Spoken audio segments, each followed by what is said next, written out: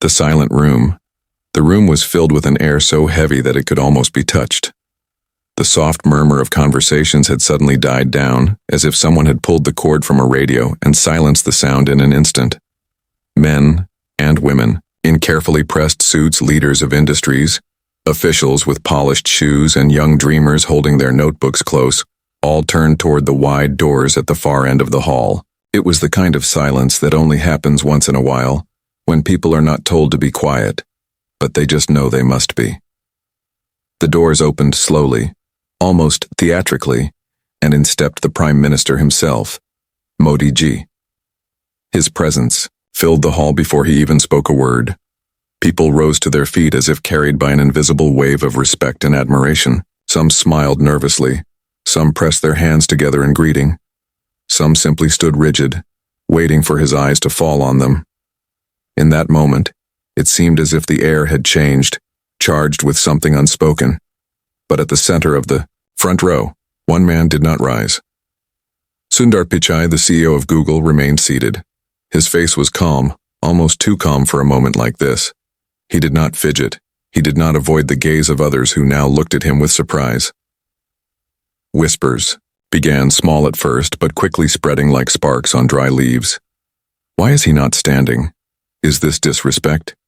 Is this arrogance? Yet Sundar's eyes told a different story. They were not eyes of pride or rebellion. They carried the weight of a man who had seen life from the narrow lanes of Chennai to the wide glass towers of Silicon Valley. They were eyes that had known hunger and struggle. Eyes that had learned humility not from grand speeches but from the silence of waiting for water in a shared tap, or from watching his father count coins at the end of the month. Sundar was not standing because of arrogance. Something deeper held him in his chair. The whispers grew louder in the hall. Every second that passed felt stretched, as if time itself wanted to watch what would happen. People's backs were stiff, eyes darting between the Prime Minister and the man who had not stood. A young student sitting in the last row clenched his notebook tighter, his heart beating wildly because he could not believe what he was seeing. And then Modi ji stopped walking. His eyes, sharp and steady, had found Sundar. The entire hall seemed to lean forward as if the building itself was waiting for the next breath, the next word, the next move. But before we reach that moment, before we know why Sundar remained seated, we must step back. Because the story of why a man like Sundar Pichai does not stand when the whole world expects him to cannot be told in seconds. It must be understood in years. It must be understood in the small rooms with fading paint where he grew up, in the long nights where silence carried the voice of resilience, in the unseen choices that shaped him. Only then will the silence of this moment make sense. Sundar was born in a modest home in Madurai, but his family soon moved to Chennai, where the real lessons of life began for him. His father was an electrical engineer, his mother a stenographer. Their house was small with no luxury, no extra room to escape into when arguments broke out or when dreams felt too heavy. There was no television, no car parked outside, not even a telephone until Sundar was 12 years old. Yet it was in this space of limitation that Sundar discovered abundance. Not the abundance of wealth, but of values. His father spoke little, but when he spoke, his words carried weight. He would explain how a circuit worked, how electricity traveled invisibly through wires, how even the smallest connection could light up a whole room. Sundar listened with wide eyes, and in those explanations he found more than science. He found a philosophy. That invisible things often carry the greatest power. Respect, humility, kindness. They were not seen, but when connected properly, they lit up a life. Money was always tight. Sundar watched his mother stretch every rupee, watched her measure rice carefully so it would last until the end of the week. He noticed how his parents never wasted, how they carried dignity even when the world around them pressed hard. These moments planted in Sundar a seed of resilience, the kind that does not bloom overnight but grows quietly, becoming stronger with every test. School was another battlefield. Sundar was intelligent, yes, but intelligence in India was never enough. Competition was everywhere, as sharp as knives. Classrooms were filled with students who wanted to be the best, who wanted their names at the top of the list. Sundar often found himself in the quiet corner, Not the loudest voice, not the one pushing forward. Instead, he learned to observe, to listen. In those long hours of silence, he built a habit of humility, but humility was not weakness. It was power hidden in plain sight. Sundar knew that one day the world would measure him not by how loud he was, but by what he created, by the difference he made. When Sundar was 12, his father brought home something that would change everything: a rotary phone. It was heavy, black with a round dial that clicked as you turned it. Sundar was fascinated. He would sit by it for hours waiting for it to ring, then rushing to pick it up, listening to voices travel through wires as if by magic. That phone was not just a device. It was a door to the future. It was a reminder that even in a small house with peeling paint, the world could reach them. And Sundar dreamed. Not the wild dreams of palaces and riches, but simple, sharp dreams. He dreamed of building, of creating, of being part of something bigger than himself. He dreamed of finding a place where ideas mattered more than status, where respect came not from how much money you had, but from what you gave to the world. But dreaming in silence is one thing. Stepping into the world is another. Sundar faced ridicule from some, doubt from many. People said his soft voice would never carry weight. They said he was too humble, too quiet, that he would be lost in the noise of stronger personalities. Sundar listened, and instead of answering, he waited. He believed time would speak for him. Years later, that waiting carried him to the gates of Google, to meetings where decisions about the future of the internet were being made. And in those rooms, Sundar never shouted. He never slammed his hand on the table. He spoke softly, but when he did, people leaned in, because his words were chosen carefully, like pearls picked from the sea. And now, here he was, sitting in a hall filled with powerful men and women, sitting while everyone else stood, and the world could not understand. Why is Sundar Pichai not standing? What does he mean by this silence? Modiji's steps grew slower as he walked toward Sundar. The sound of his shoes against the polished floor echoed in the silence. Sundar did not move. He simply looked up, his face calm, his posture steady. And then, just as the air grew unbearable, Sundar's mind drifted. Not to the hall, not to the whispers, not to Modiji's piercing eyes, but back to one evening long ago in Chennai, when his father sat him down after a day of exhaustion. His father's voice was low, filled with both weariness and love. He said, "Respect, my son, is not always in the gesture. Sometimes respect is in the courage to stay true when everyone else bends." Those words had never left Sundar. They were carved deep inside him, and now they rose to the surface. The hall waited. Modiji's gaze was unbroken. Sundar's silence grew louder than any shout. And just as Modiji reached the center of the hall, stopping directly in front of him, Sundar slowly took a breath. The world seemed to hold that breath with him, and then, memories of fire, the memory of that room, with Modiji's eyes fixed on him, still lingered in the air. But Sundar's mind was not in that hall anymore. As the silence stretched, his thoughts had drifted backward, far from the polished marble and glittering lights, back to the narrow streets of Chennai, where his childhood had unfolded like a quiet struggle wrapped in tenderness. It was there that the foundation of his humility and resilience was laid, brick by invisible brick, in the corners of a small house where dreams were larger than walls. His childhood home was not much to look at.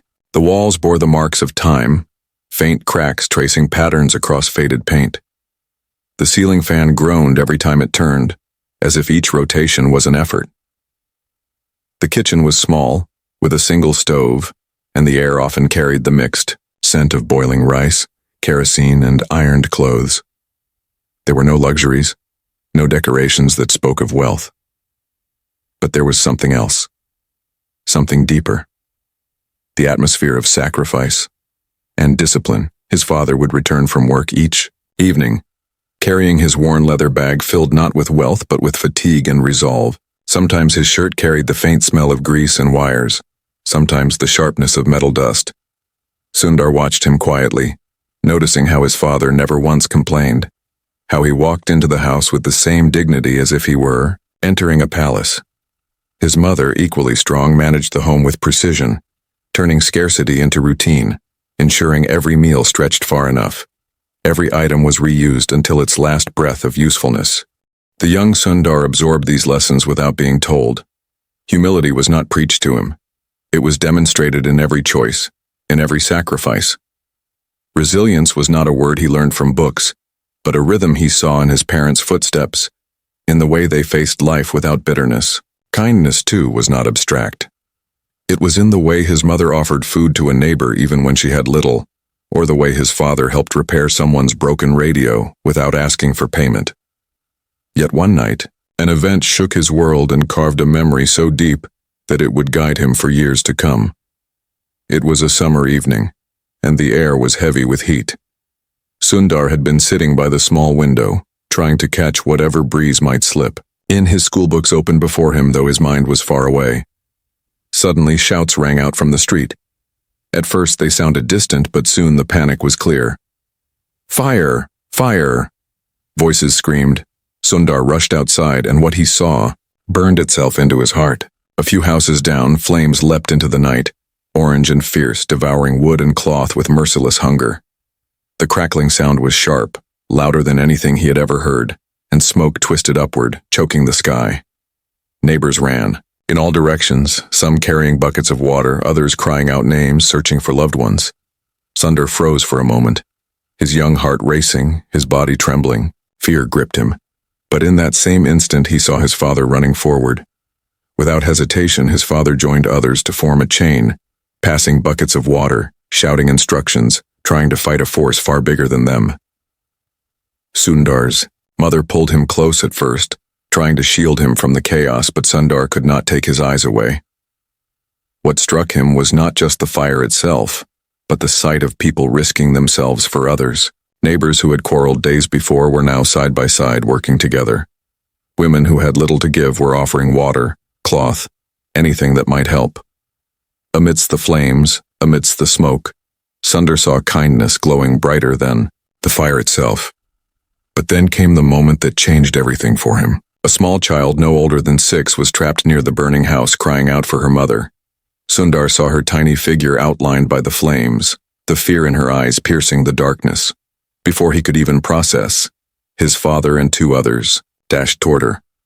Sundar's breath caught in his throat, fear turning into helplessness. He wanted to scream to stop his father, but no words came. Seconds stretched into eternities. The flames roared louder, the air grew hotter, and Sundar's heart pounded against his ribs like a drum. Then, out of the smoke, his father emerged, holding the girl tightly in his arms. Her cries had turned to sobs, but she was alive. The crowd erupted in relief, and Sundar felt tears streaming down his own face.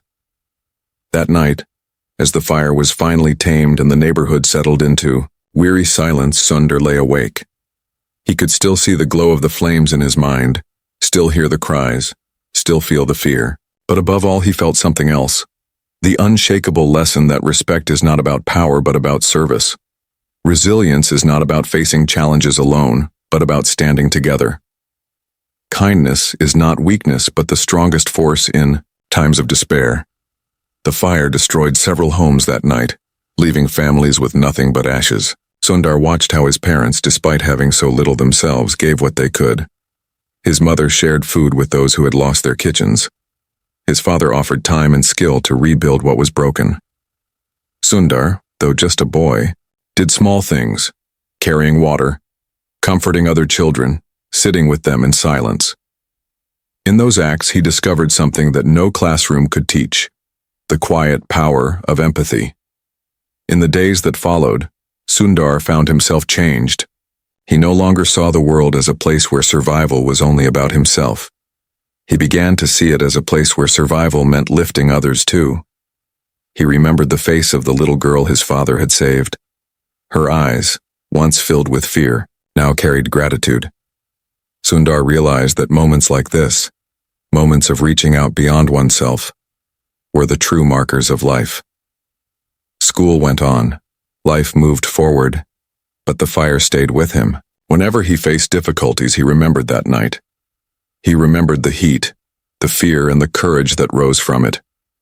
Years later, when he struggled in foreign lands, when loneliness pressed heavily on him, when competition threatened to crush his spirit, he would close his eyes and see again the chain of neighbors passing buckets of water, the image of his father carrying the child. It reminded him that no struggle was impossible, no burden too heavy when kindness and resilience lit the way.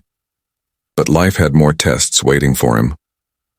One evening, not long after the fire, Sundar returned home from school to find his father, sitting quietly with a letter in his hand. His father's expression was unreadable, a mixture of pride and worry. Sundar's heart raced as his father slowly handed him the envelope. The paper felt heavy, far heavier than its actual weight. Sundar opened it carefully, his hands trembling, and began to read. It was an invitation, a chance that could open doors he had never dared to imagine. His eyes widened, his breath quickened. He looked up at his father, then at his mother, who had come to stand beside them. Their faces were solemn, as if they understood that life was about to change. But change never comes without cost. The opportunity promised growth, but it also demanded sacrifice. It asked Sundar to step away from the familiar streets of Chennai, from the safety of home into an unknown world. He sat in silence, the echoes of the fire still alive in his memory. His father's words, his mother's strength, the cries of the child, the chain of neighbors, all of it pressed inside him. He knew this was more than a letter. This was a call to step into a fire of a different kind, one that could shape not just his own life, but perhaps the lives of millions. He folded the letter slowly, his heart heavy yet determined, and as the night fell with shadows dancing on the walls of their small home, Sundar realized that his journey was only beginning. The next day, he would have to make a decision that would test the very lessons he had learned from fire, from humility, from kindness. The crossing, the letter had sat on the small wooden table all night, its edges curling slightly in the heat of the Chennai evening. Sundar barely slept, staring at the shadows on the ceiling, listening to the hum of the old fan. In his heart, he already knew his answer. Opportunities like this were rare, like rain in the desert. To say no would be to close a door that might never open again. Yet saying yes meant leaving behind everything familiar: his family, his home, the smells of boiling rice and jasmine in the street, the comfort of voices that spoke the same language as his heart. When morning came, his father looked at him with steady eyes. There were no long speeches, no dramatic scenes. His father simply said, "This will not be easy, but life is not meant to be easy. It is meant to test who you are." His mother placed her hand on his shoulder, her touch soft but filled with unspoken strength. Sundar nodded. In that silence, the decision was sealed.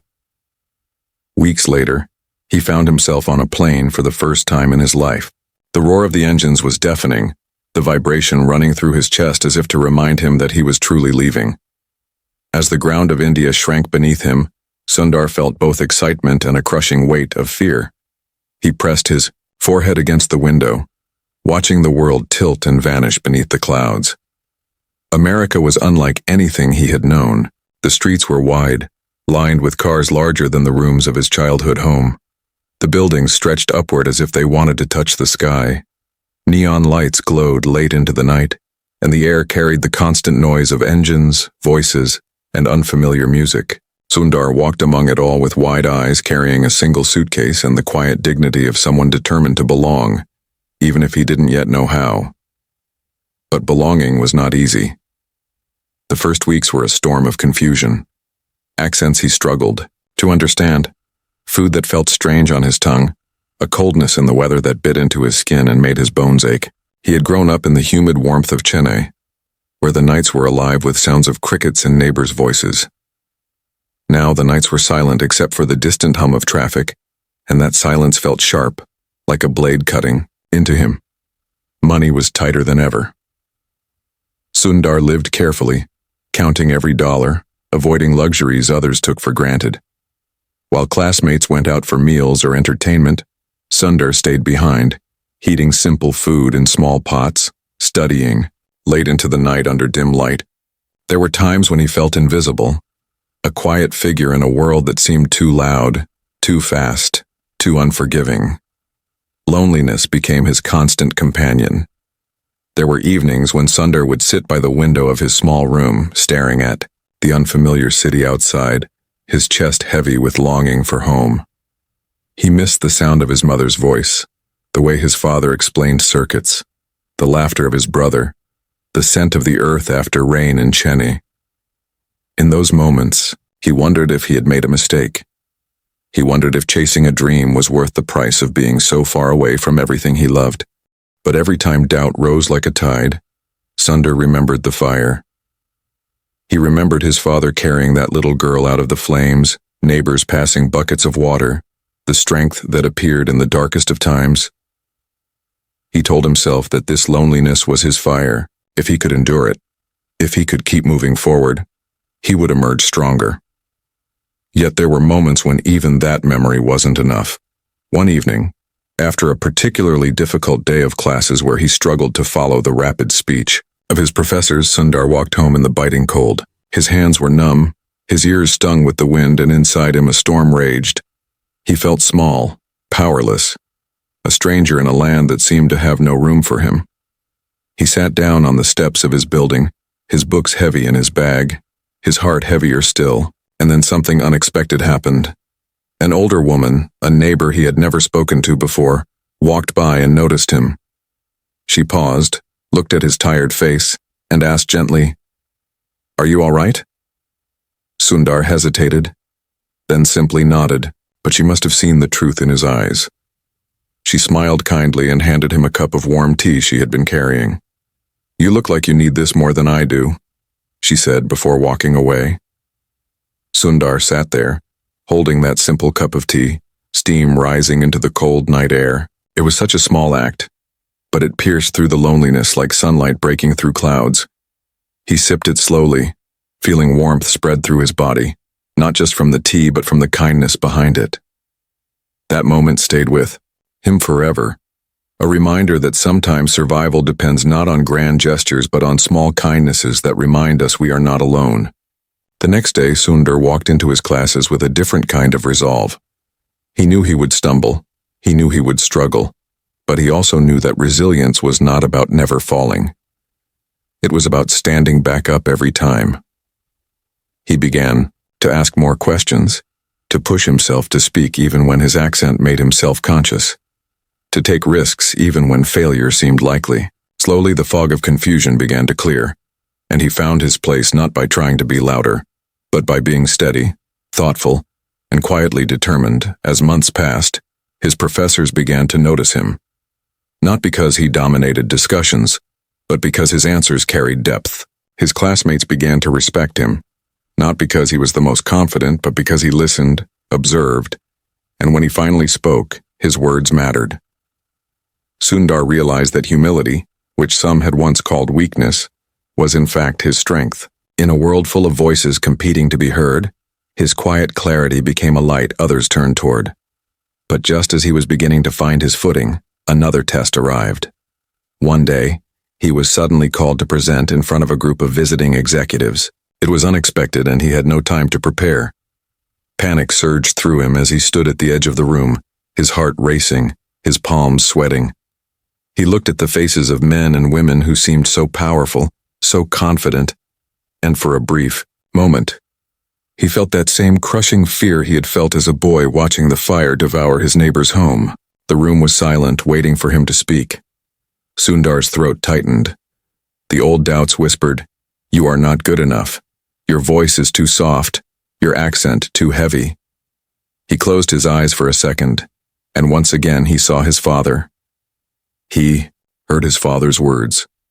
"Respect, my son, is not always in the gesture. Sometimes respect is in the courage to stay true when everyone else bends." When Sundar opened his eyes, something inside him had shifted. He took a slow breath, stepped forward, and began to speak. His voice was soft, yes, but steady. At first, a few people leaned back, straining to hear, but soon the room grew still, because the quiet strength in his words carried more weight than volume ever could. He explained clearly, thoughtfully, drawing connections others had missed. When he finished, the silence that followed was not of doubt, but of respect. That day marked a turning point. Sundar realized that resilience is not about becoming someone else to survive. It is about becoming more of who you truly are, even when the world tells you otherwise. Yet as the applause faded, Sundar knew that this was only the beginning. The challenges ahead would be greater, the stakes higher, the battles more complex. And though he did not know it yet, his quiet strength would soon be tested inside the walls of Google itself, in storms far fiercer than anything he had faced before. The storm inside Google. The first time Sundar walked through the glass doors of Google's headquarters, he felt as though he had stepped into another world. The building buzzed with energy, its hallways alive with ideas, laughter, and the quiet hum of people chasing the future. Posters lined the walls with bright colors. Open spaces replaced the stiff cubicles of traditional companies, and conversations floated between engineers as if sparks were constantly flying through the air. To an outsider, it might have looked playful, even casual, but Sundar quickly realized that beneath the beanbags, bicycles, and free food, Google was a battlefield, not of fists or weapons, but of minds, egos, and ambition. Here, respect was not handed to anyone. It had to be earned, every single day, often in rooms where decisions were made in seconds and careers could end just as quickly. Sundar was quiet, almost too quiet for a place like this. While others pushed their ideas loudly, arguing with raised voices and forceful gestures, he sat back, listening carefully, his hands folded on the table. Many mistook his silence for weakness. Some whispered that he would never survive long in such a competitive environment. Others dismissed him as just another engineer, destined to fade into the background. But Sundar was not listening to the whispers. He was listening to the problems, the gaps that others overlooked while shouting over one another, and slowly, quietly, he began to offer solutions. At first only a few noticed, then more. His ideas were not loud, but they were precise, cutting through noise like a blade. Yet as his reputation grew, so did the resistance. Not everyone welcomed his rise. There were colleagues who saw him as a threat, people who had built their careers on being the loudest voices in the room. Some began to challenge him directly, dismissing his proposals, interrupting him, trying to paint him as timid or unprepared. In those moments, Sundar felt the old sting of doubt, the same whisper that had followed him since childhood. Your voice is too soft, your presence too small. But he remembered the fire, the tea from a kind stranger, the unshakable lessons of his parents. He knew that resilience was not about overpowering others, but about standing firm without losing himself. So he continued to speak in his calm, measured tone, refusing to bend into arrogance, refusing to abandon humility. One turning point came during a heated meeting about the future of Google's browser strategy. At the time, many believed Google had no need to build its own browser. It was seen as a waste of resources, a distraction from more important projects. Executives argued fiercely, voices rising, some even slamming their hands on the table. Sundar sat silently for most of the meeting, watching the storm of opinions clash. Then when the room was at its noisiest, he spoke. His voice was so soft that at first only those closest to him could hear. But as silence spread, everyone leaned in. Sundar explained his vision. A browser not just as a tool but as a gateway. Faster, safer, more reliable, designed to serve billions. He laid out the future not in grand, dramatic words, but in careful, logical steps. When he finished, the room was quiet. Not because he had shouted louder, but because his words carried the weight of clarity. That browser would later become Chrome, one of Google's most successful products, used by billions around the world. But at that moment, it was not yet a victory. It was a gamble. Sundar knew he was taking a risk by standing against some of the strongest voices in the company. And with risk came enemies. Whispers grew in the halls. Some called him too ambitious. Others accused him of trying to outshine his peers. There were quiet betrayals. People who once praised his work now questioned his decisions. Emails were sent behind his back, alliances formed in secret rooms. Sundar felt the weight of isolation again, this time not from a foreign land, but from the very place where he was supposed to belong. One night, long after the offices had emptied, Sundar sat alone at his desk, staring at lines of code and presentation slides. The glow of the screen lit his tired face, but inside, a storm raged. Was he making a mistake? Was his vision too bold, too dangerous? The memories of childhood fire returned, the roar, the fear, the doubt. But then, just as before, came the memory of courage, of neighbors passing water, of his father carrying a child. He realized then that leadership was not about being unchallenged. It was about carrying weight even when no one else believed you could. Days turned into weeks, weeks into months. Chrome launched. Slowly it began to grow. First thousands of users, then millions, then hundreds of millions. The same colleagues who once doubted him now looked at him differently. Respect had not come easily, but it had come. Yet the storms inside Google did not end. With success came more pressure, more scrutiny. Every new idea brought fresh battles.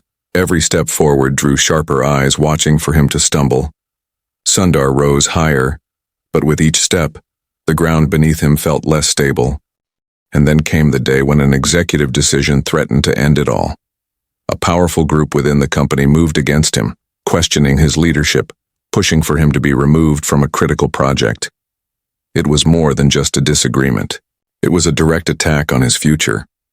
As he sat in the boardroom surrounded by sharp eyes and sharper words, Sundar knew this was not just another meeting. This was the moment that could decide whether he continued his journey at Google or was forced to walk away. The storm had reached its peak.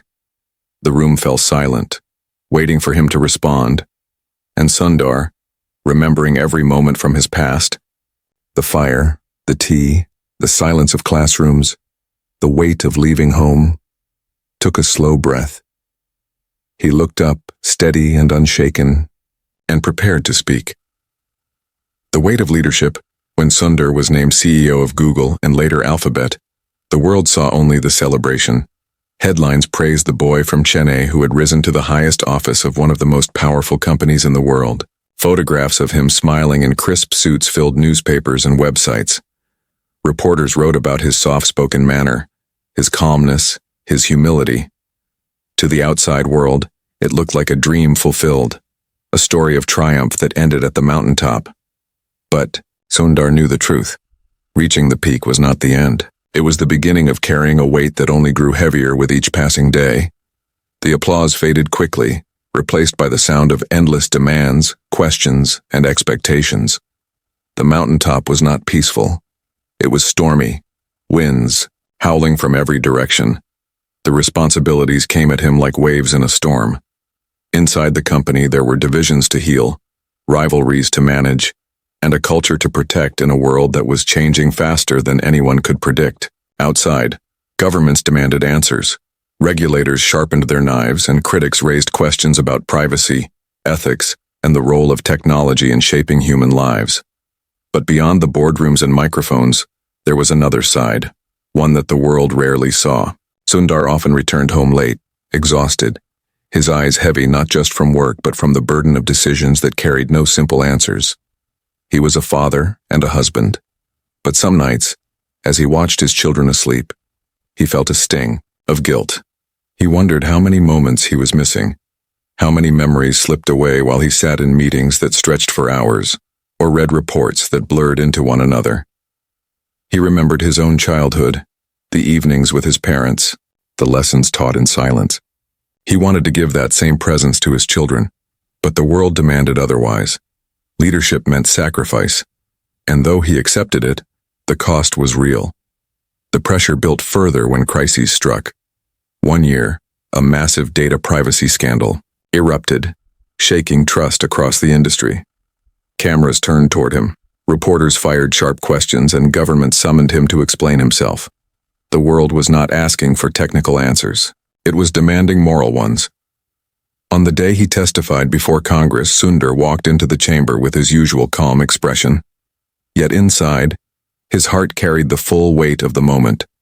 Dozens of cameras flashed, lawmakers sat with papers stacked before them, and the air was thick with confrontation.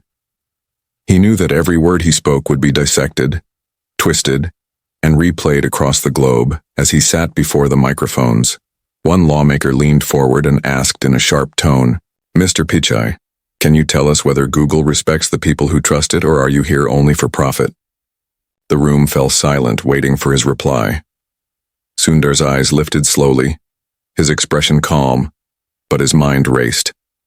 This was not a question about code or algorithms. It was a question about values, about the soul of the company he now led. He could have given a polished corporate answer, carefully worded to avoid risk. But Sundar remembered his father's voice, the night of the fire, the kindness of strangers, the lessons of humility. He spoke softly but firmly about responsibility, about respect for people, about the belief that technology should serve humanity. Some critics still doubted him. Others accused him of being too vague. But those who truly listened heard something different. Not the voice of a politician, not the voice of a salesman, but the voice of a man who believed that humility and kindness were not weaknesses, but strengths even in the fiercest storms. Yet even as he survived that moment, more challenges waited. Inside the company, employees grew restless, raising their voices about ethical issues, about projects they believed betrayed the values Google was meant to uphold. Sundar found himself walking a tightrope, balancing innovation with responsibility, profit with principle, vision with reality. There were nights when he sat alone in his office, the city lights glowing outside, and asked himself if he was failing. Could he truly lead millions of users, thousands of employees, and still remain true to the values that had carried him from the streets of Chennai? Or would the weight crush him, forcing him into compromises that stole away the very humility he cherished? The hardest test came during a global crisis. The world was in fear, economies shaking, people losing jobs, lives turned upside down. Google's services became more essential than ever, connecting families, spreading information, holding together businesses. But with that power came another wave of scrutiny. Governments demanded stricter controls, activists demanded greater responsibility, employees demanded protection. Every decision Sundar made felt like walking through fire again. Cut costs, and jobs would be lost.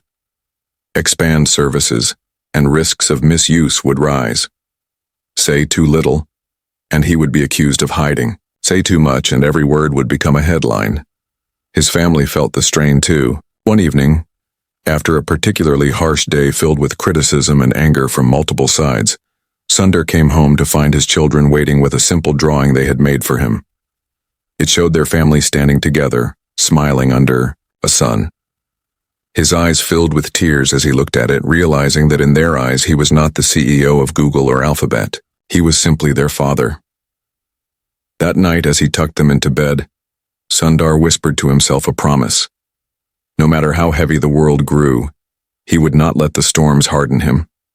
He would lead not just with strategy, but with kindness. He would not forget the boy who once sat by a rotary phone dreaming of connection. He would not forget the fire that taught him the meaning of resilience. But the world was not done testing him. Months later, at a high-profile global summit, Sundar stood on stage beside world leaders facing questions not about technology, but about ethics, humanity, and power. And in the middle of the session, a powerful political leader turned directly to him and said loudly enough for all to hear, "Mr. Pichai, you speak of kindness and responsibility, but can you prove that you truly stand for people, and not just for power?" The hall erupted in murmurs. Cameras zoomed in. The eyes of the world turned to Sundar. He felt again the silence of his childhood home, the roar of the fire, the weight of Congress halls, the whispers of critics, the laughter of his children. All of it collided inside him in that instant, and as the leader's words echoed in the vast hall, Sundar slowly raised his eyes, calm, steady, prepared to answer. The silent stand.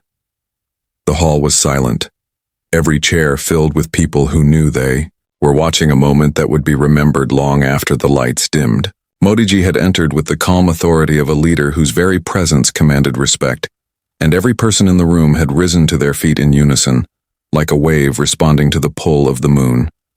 Everyone, except one man. Sundar, Pichai. He sat quietly, his posture neither defiant nor careless, his hands resting on his lap, his eyes steady. The whispers had already spread across the hall. Some thought it was arrogance, some thought it was a mistake, others thought it was disrespect. But Sundar knew in his heart that his choice was not about rebellion. It was about something deeper, a truth he had carried since childhood, a truth that no applause or title could erase. As Modiji's steps echoed closer, Sundar's mind traveled again through the corridors of memory. He remembered the fire in Chennai, the child his father had saved. He remembered the loneliness of foreign nights broken only by a stranger's cup of tea. He remembered the stormy meetings inside Google, where his soft voice had carried through chaos. He remembered standing before Congress, his humility tested under sharp lights and harsher questions. He remembered his children's drawing, reminding him that leadership was not measured by profit but by presence. All of it gathered in his chest now, pressing against his ribs as Modiji's gaze fell directly on him. The Prime Minister paused, and for a moment time itself seemed to hold its breath. Eyes darted between the two men, waiting for an explosion, waiting for confrontation. But instead, something else happened. Modiji studied Sundar's face, the calmness in his expression, the unshaken dignity in his stillness. Then, slowly, he gave a small nod, almost imperceptible but filled with understanding. To those watching, it was puzzling. To Sundar, it was clear. Standing is not the only form of respect. Sometimes respect is in silence, in choosing not to perform but to remain true. He had risen for leaders before. He would rise again when it was right. But in this moment, he honored his father's lesson. Respect is not always in the gesture. Sometimes it is in the courage to hold steady when the world expects you to move.